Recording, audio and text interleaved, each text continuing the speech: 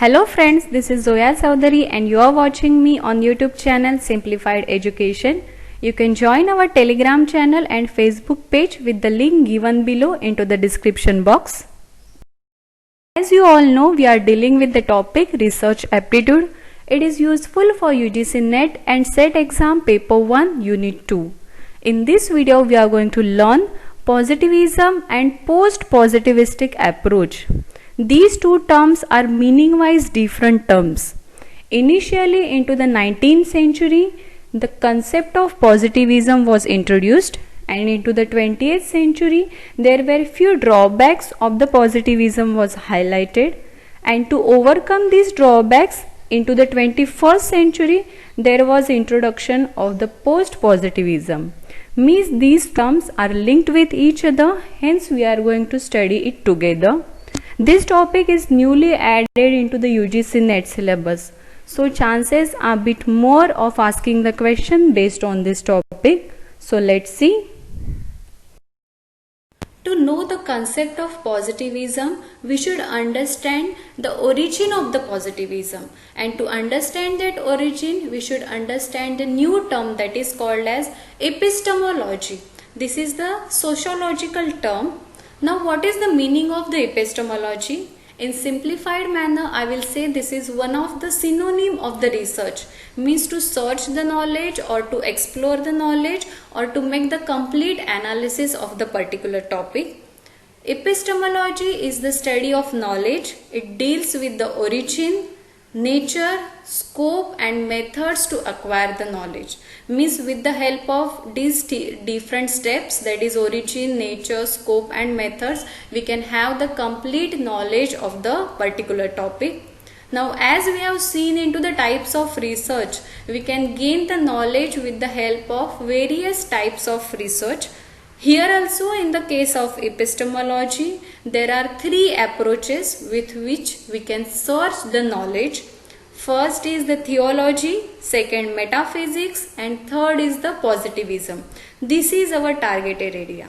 Now first see what is the meaning of theology. In that time, there were no awareness or there were no introduction of the scientific research at all. So whatever things were happening into the society, the people were considering that it is all based on the religious concept. Means all the things are governed by the God's wish. Suppose any person is having any kind of disease, they were telling that this is the punishment of the God. Means this person has done something wrong with the another person, so it is the outcome of this. This was the problematic situation in the case of theology. So only one approach to search the knowledge, that was religion based. After some time, the second approach of the epistemology came, that was metaphysics. In the case of metaphysics, the place of God now taken by the law of nature. Means whatever things are happening into the nature, that is based on the law of that particular nature. And after that, there were introduction of the new term, that was science. And the people were coming to know that everything which is happening into the nature, it is having some scientific evidences or it is based on the science, and that new approach is called as the positivism. So we can say the positivism is introduced from the epistemology. This is one of the approach of epistemology. So what is the base of this positivism? Only the scientific evidences are going to accept the fact, otherwise no. Now we will see positivism in brief. This concept was introduced at the time of French Revolution. This approach was first formulated by one French thinker. The name is Auguste Comte. That's why he is considered as the father of positivism. This Auguste Comte introduced this positivism in his two research. The first is the course in the positive philosophy, that was in 1829, and second research, system of positive policy, that is in 1851. Means in these two research in the 19th century, he introduced the concept of positivism.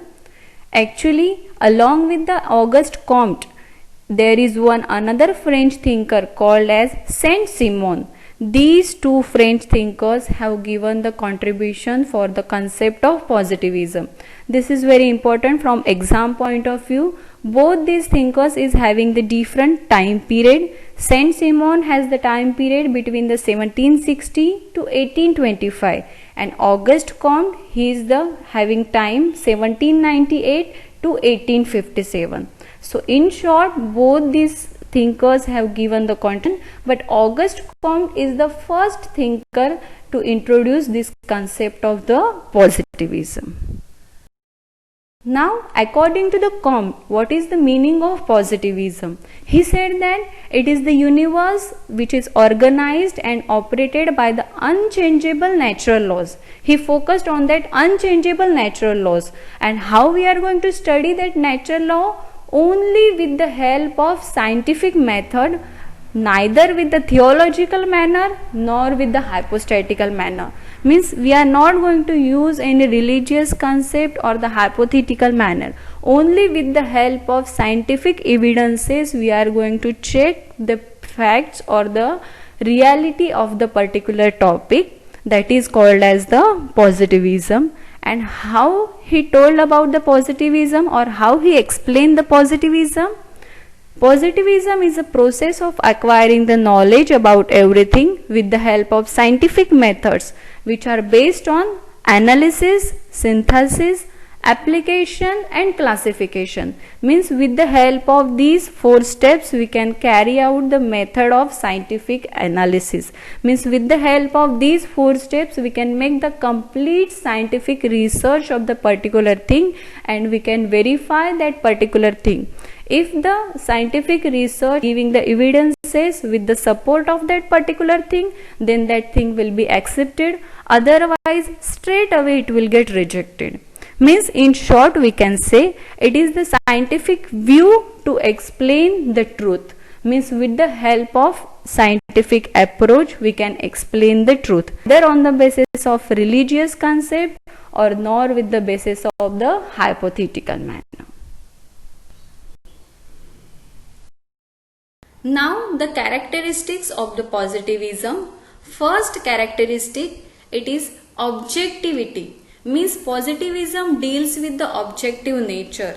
No subjective answers are accepted into the positivism. Only precise, specific and accurate unique answers are accepted into the positivism. So there is no question for the biasness.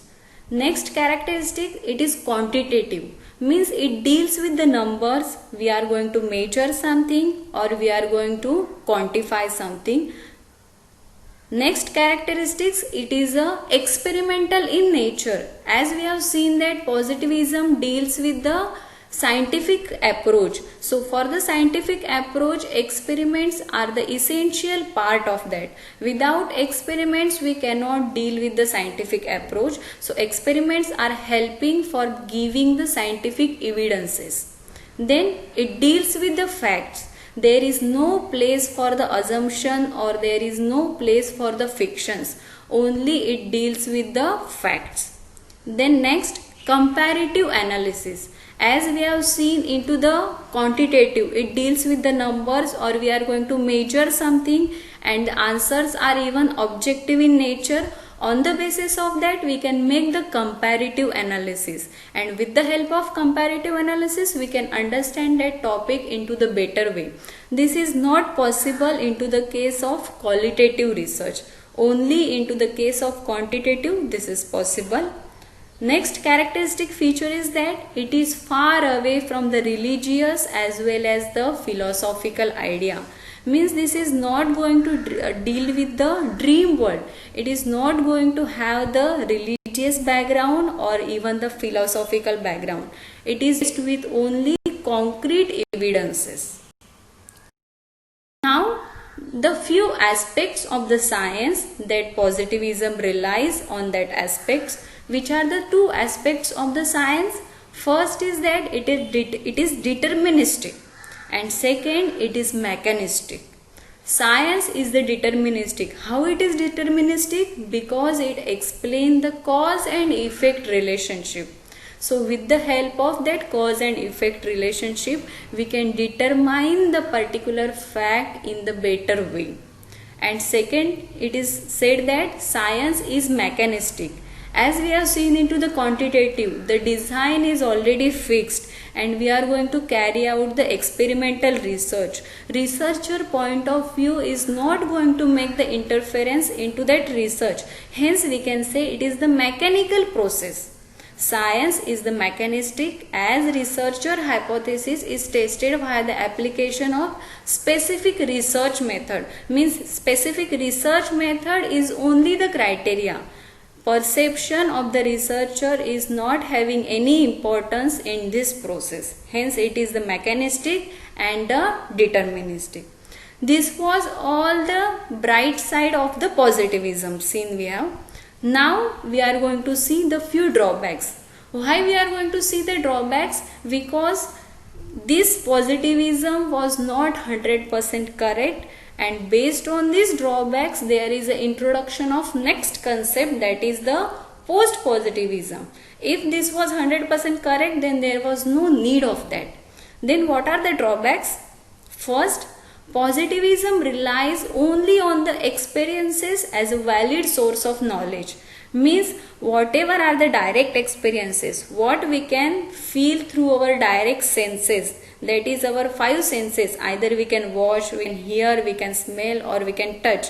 From that five experiences only, and with the help of scientific research only, we are going to verify the things.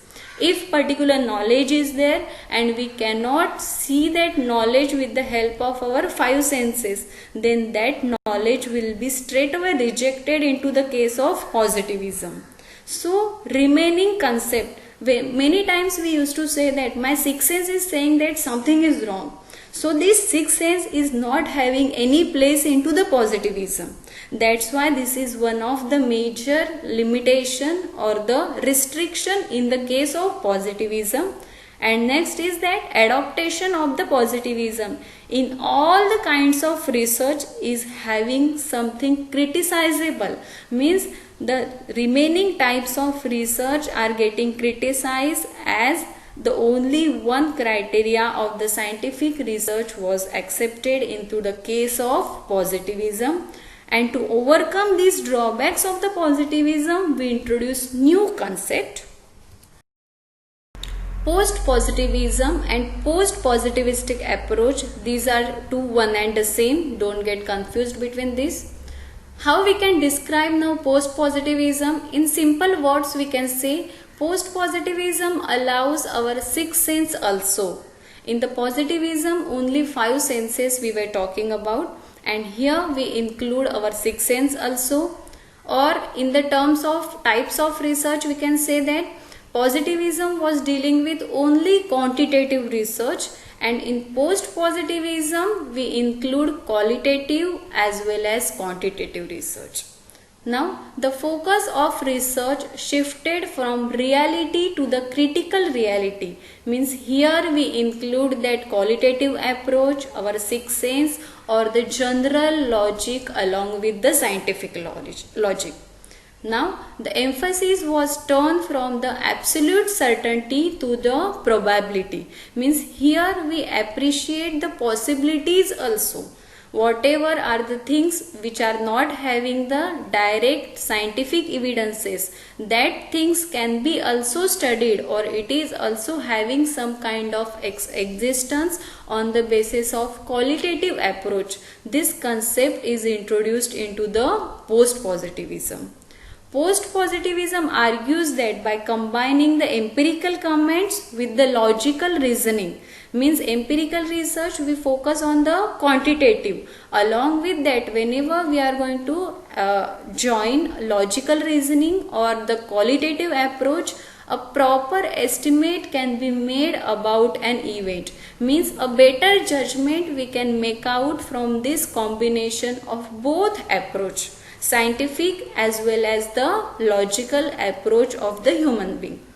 The scientific logic and general logic. Scientific logic means scientific approach, and general logic means the general logic of the human being are essentially same process, and there is no difference between the two, or only the difference is about the fractions, means very little or the negligible difference is there. So we should not ignore the general logic, means whatever is the science lies within the human being, it should be also considered with the equal weightage. According to the Thomas Kuhn, post-positivism can be assessed on the different criteria, that is on the basis of accuracy, consistency, parsimonious, or the fruitfulness. Means scientific approach is not just one criteria to assess any kind of research. It can be accepted on the ground of accuracy or the fruitfulness or the consistency even. Then it makes use of quantitative as well as qualitative strategies. Means here we can say that this is holistic in approach. In the case of positivism, it was dealing with only the quantitative strategy. So along with the qualitative strategy, we can cover the broader area for the research, and it desires to have the strategy based on the question research. Means into the positivism, experiments were there. So here into the post-positivism, how we can deal with the qualitative approach? We can use the question research. So based on the answers, we can make the proper analysis of that answer, and we can use the logical reasoning, and we can make the better judgment. This was all about the post-positivism. Now we will make the comparison between positivism and post-positivism. With the help of this table, it will be easier for you to remember and even important from the exam point of view.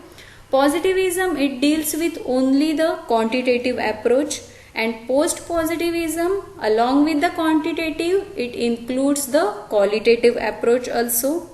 Then positivism, it deals with only objective nature, uniqueness, preciseness, or the specificness is there.